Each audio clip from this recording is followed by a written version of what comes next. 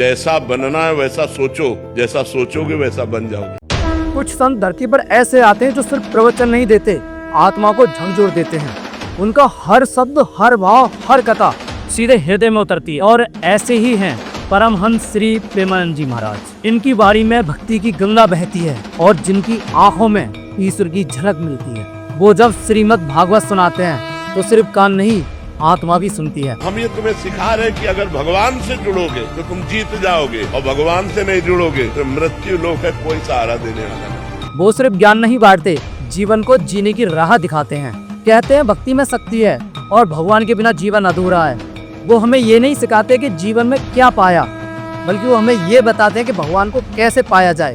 भगवान के अंश हो, तुम भगवत भक्ति के द्वारा इस माया पर विजय प्राप्त करो, ना कि माया के द्वारा रौंद दिए जाओ। लोग दूर दूर से उनकी कथा सुनने आते हैं और जब कथा समाप्त होती है तो सबकी आंखों में एक ही सवाल होता है, ऐसे संत फिर कब मिलेंगे।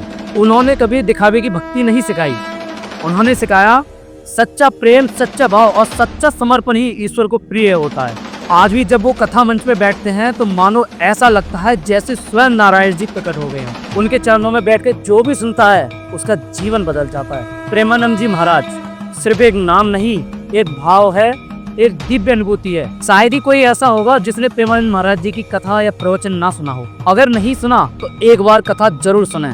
एक कथा से आपकी पूरी जिंदगी बदल सकती है। राधे राधे, जय श्री कृष्णा।